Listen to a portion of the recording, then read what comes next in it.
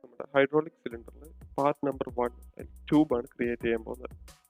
അതിന് നമുക്ക് file new standard okay 2D sketch create ചെയ്യാം. XY പ്ലെയിനിൽ നമുക്ക് നോക്കാം. Circle 114.30 okay. Again circle 88.90 okay. Finish sketch കൊടുക്കാം.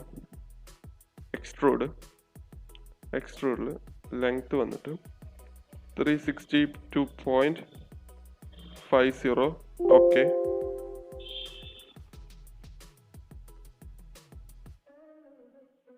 സിമെട്രിക്കൽ കൊടുക്കാം രണ്ട് സൈഡും ഓക്കെ.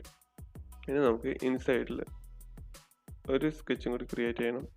അതിന് കറക്റ്റായിട്ട് സ്ട്രൈറ്റ് നിർത്തിയിട്ട് ഓക്കെ ക്രിയേറ്റ് സ്കെച്ച് കൊടുക്കാം.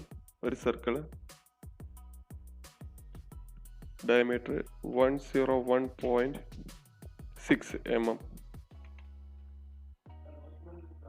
ജിയോമെട്രി ഇൻസൈഡിൽ പ്രൊജക്ട് ജിയോമെട്രി കൊടുക്കാം ഓക്കെ. എക്സ്ട്രൂഡ് കട്ട് കൊടുക്കാം 10 mm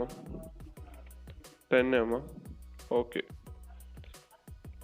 ഇനി നമുക്ക് ഇതിൽ ഈ ട്യൂബിൽ ചെയ്യാനുള്ളത് ഇതിന് മെറ്റീരിയൽ ആഡ് ചെയ്യണം. ഇതിന് പുറത്ത് ഒരു കളർ കൊടുക്കാനാണ്.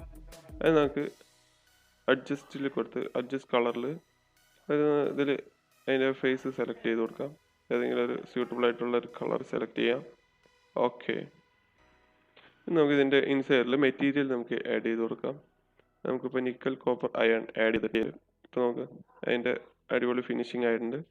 ഇത് നമുക്ക് ഈ മെറ്റീരിയലിൽ നിന്ന് സേവ് ചെയ്യാം ഓക്കെ. ഇപ്പോൾ ആൾറെഡി അറിഞ്ഞുകൊണ്ട് നമുക്കത് ക്യൂബ് 3 എന്ന് കൊടുക്കാം.